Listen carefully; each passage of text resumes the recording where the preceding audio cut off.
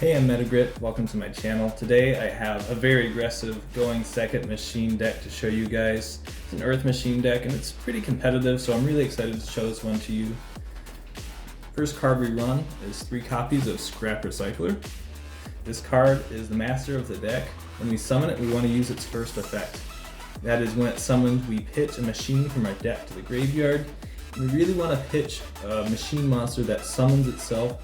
That way we have 2 bodies on the field, our Scrap Recycler plus the card that we just pitched. Then we can go into Scrap Wyvern that way. And Scrap Wyvern is what orchestrates most of our combos in this deck. So this card's super important. It's so important that I run 3 copies of Scrap Raptor just to act as an honorary copy of Scrap Recycler. Scrap Raptor can destroy itself to add a scrap to your hand and give you another normal summon of a scrap monster for the turn. So it really is just an honorary copy of Scrap Recycler. So these cards are super important. And of course, that Scrap Wyvern combo that I mentioned needs to use Scrap Golem from the deck. So it's an absolute must to run 1 copy of this as an engine requirement. Only 1 copy because it kind of bricks in your hand. So it's very good, but you don't want to see it in your hand. I run 1 copy of Gizmekarachi, and this is the card that I send to the graveyard off of my normal summon of Scrap Recycler. I send it to the graveyard and then it can summon itself from the graveyard as a quick effect. It does banish the top 8 cards of your deck, which can hurt you. So instead of running this card, you could run Tristram Rosenex, and that actually is probably the better card to run in this deck. But I don't have a copy of it right now, so I'm sticking with my Gizmekarachi, and it's pretty good. But Tristram Rosenex will probably be a little better. I run 1 copy of Machina Gearframe, 1 copy of the Fortress, 1 Citadel, and 1 Ruin Force. So the Ruin Force is the most important Machina card. During our Scrap combo that I've been talking about, you're going to summon Scrap Recycler twice actually. And its first effect, where it pitches a machine from the deck to the graveyard, is not a once per turn. So the first time you summon it, you're going to pitch your Gizmekarachi or your Tristram Rosenex. You're going to use that effect to summon itself, and you're going to go into your Scrap Wyvern combo. And the second time that you summon your Scrap Recycler, you're going to be pitching Machina Ruin Force to your graveyard so that you can summon it with its effect for the lethal combo. And Ruin Force is really strong. It's an Omni Negate in the battle phase. And then to use that Omni Negate in the battle phase, you have your own life points and you have your opponent's life points, making it that much more lethal because it has 4,600 attack. I also play the Gearframe and the Fortress because these 2 cards are necessary to make Machina Redeployment a lethal combo in and of itself. And that's a different combo. It doesn't use Scrap Wyvern, it uses Ancient Gear Ballista. And I also play 1 copy of Machina Citadel because it synergizes really well with this deck, especially the Scrap Wyvern combo, because you can use Scrap Wyvern to destroy one of your own Earth machines so that you can summon Machina Citadel on your own turn. So yeah, that's it for the Machina cards. Like I said, we have Ancient Gear Ballista as one of our lethal combos for this deck. And so we need to run Ancient Gear Box and Ancient Gear Wyvern. These 2 cards all work hand in hand for the same combo, along with Gear Town if you can use Ancient Gear Ballista's secondary effects. So Ancient Gear Wyvern and Box and Gear Town, and you also need these 2 cards, Infinitrack Anchor Drill and Infinitrack Trencher. All of these cards essentially work together so that your Ancient Gear Ballista can be used to its fullest potential. 3 copies of Urgent Schedule. You can use Urgent Schedule to go for either your Scrap Wyvern combo or your Ancient Gear Ballista combo. And that's why this card is super strong, because just like Scrap Recycler and Machina Redeployment, we only need 1 copy of it to go for a full lethal combo. So you absolutely should be playing 3 copies of this. It's also useful going first. So 3 copies of Urgent Schedule, 3 copies of Machina Redeployment. Like I said, this card is lethal all by itself. Technically you need 1 card to discard in order to activate its effects, but really you're always going to have a card to discard unless you're going against Dark World or something. So Machina Redeployment is pretty much essential to run at 3 copies. It's such a strong card. we run 2 copies of Therion King Regulus and 1 copy of Therion This Colosseum. This is probably one of the few card packages in this deck that makes the deck more inconsistent, but it's so strong by itself and it synergizes really good with machines that we're going to run it anyway. We play this line right here if we have to go first. We also play it if our opponent wants to make us play a grind game. Therion This Colosseum lets us search for the Therion King Regulus, and the Regulus of course is an Omni Negate when it's on the field, and then your This Colosseum can add your Regulus back to your hand if it gets sent to the graveyard. So it's just this infinite loop of Therion King Regulus that's really hard for your opponent to deal with unless they get rid of your Therion This Colosseum. So it's just a great card for going first or for playing the grind game.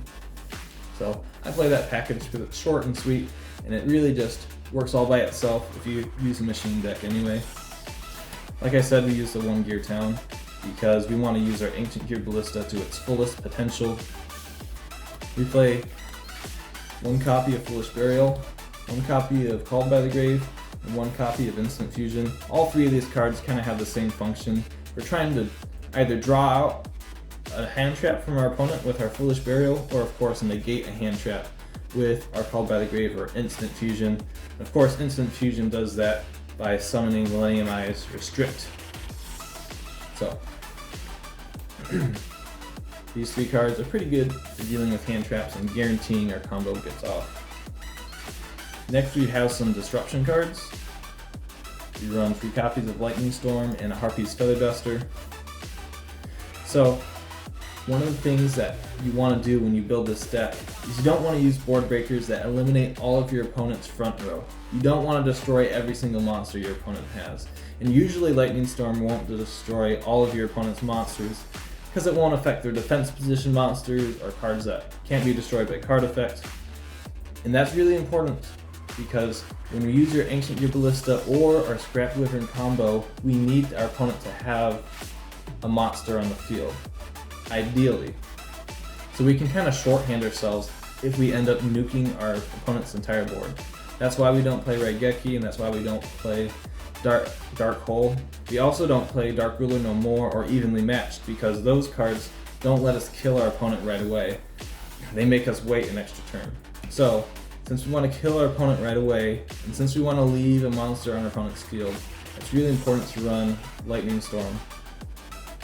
And also 3 copies of this, Interrupted Kaiju Slumber. Unlike Raigeki, this card will leave, if you resolve it, it will leave a monster on your opponent's side of the field.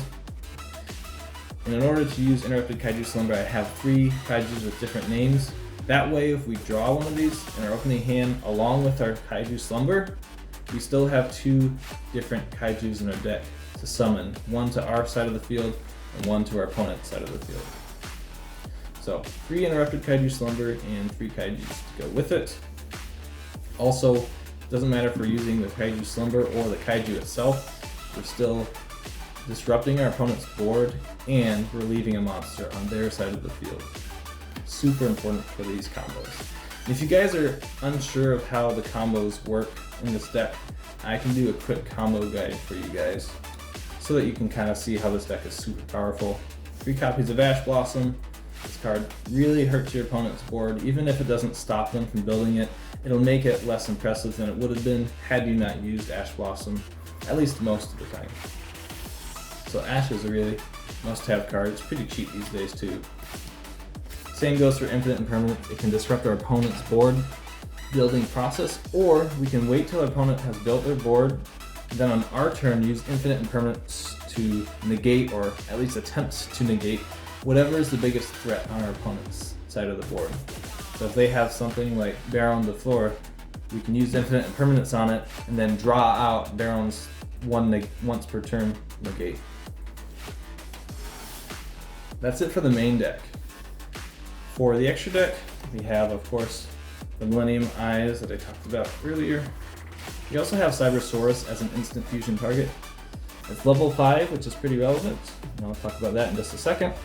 And it's also an Earth Machine, so it can be used to go into Link material for Ancient Gear Ballista. Speaking of Ancient Gear Ballista, it's one of the most important cards in this deck. It orchestrates 50% of our lethal combos. The other 50% of our lethal combos is done by Scrap Wyvern. These two cards are absolute must-haves. Another card that's absolutely necessary is Borrelsword Dragon. This usually is one of the cards that we make when we have our lethal combos. You could make something like Access Code Talker instead. It just depends whatever's more relevant to what your opponent has on the field. Also, if you don't have enough money to buy Access Code Talker, or if you already have one or the other, it's fine. If you're just going to play one though, I'd say Borrelsword Dragon is actually the most important because this card is really strong in the battle phase, and we really want to kill our opponent in one turn. So Borrelsword Dragon is pretty much one of the cards that we always summon. Then we have some other Link 2s to extend or disrupt. Fleetfoot Genius can negate one of our opponent's monsters. Platinum Gadget can help extend our plays. And then we have IP Masquerena, and we have a whole bunch of targets for her.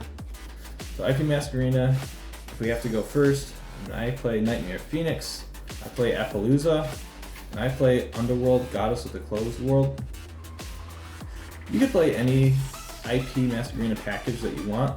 I just think these three are the most relevant and they help me out the most, especially Underworld Goddess, because Underworld Goddess can get rid of a card that's unaffected by cards' effects. So that's just really strong to get you out of sticky situations. That's my little IP Masquerena package. Play one 5-headed Link Dragon because if we have to go first, this card is pretty obnoxious for our opponent, and it's pretty easy to summon with this deck too. This deck summons like nobody's business. One of Best Dweller because it's probably the most relevant rank 4 Xyz monster, and we have the ability to make a rank 4 in this deck pretty easily. And then one copy of Infinitrack Riverstormer. This card, you'd be surprised how many times you can summon it, even though we only run 2 level 5s in the main deck. We still have our Cybersaurus. What this card can do is it can add an Earth machine to your hand or send it to the graveyard. Usually you just end up adding Therion King Regulus to your hand so that you get a free Omni Negate on the field. Then you can use this for link material or whatever you want after that. It's just a really strong card though. For the side deck, I don't really have a side deck planned out. Basically the only principle that you need to build a side deck for this deck is cards that are good at going second, right? And as I said, you don't want to play Dark Ruler no more or Evenly Matched. You don't want to play cards that make you wait a turn to kill your opponent because the goal is to kill your opponent as quick as possible with this deck. I play Swords of Concealing Light. It's a really good budget option and it can pretty much negate, quote unquote negate all of your opponent's monsters if they don't have an out for it. So really strong there. Spiritualism is a really underrated spell trap removal. It just bounces one of our opponent's spell traps to their hand and they can't negate this card's effect or activation, which is super strong. It gets past cards that can't be destroyed because it's just bouncing it back to your opponent's hand. It gets rid of cards that can't be banished. It's just super strong. Night Beam is also a very strong spell trap removal. It can only destroy a set spell trap. However, that spell or trap that you target to destroy can't be activated in response to this card's activation. Which means if you're going against a deck like Dinomorphia or Eldritch, cards that use trap cards that you search from the deck and you know what that set spell or trap is in your opponent's back row because you saw them search it, then you can just activate this and they can't activate that trap in response. They're stuck, that card goes to the graveyard, and you can move on with your life. So Night Beam, Spiritualism, Swords of Concealing Light, whatever board breakers you guys have access to that could potentially help make your going second aggro strategy more flexible. Those are the types of cards you want to be playing in your side deck. So that's it for the profile. If you guys want, I can do a combo guide to help you guys see how this deck is super powerful. I've done really well with this deck competitively. I got ranked 231st in North America on Dueling Nexus, and I won my locals a few times with this deck. It is extremely good, extremely powerful. So that's it for today. I'll see you guys in the next one. Until then, duel on.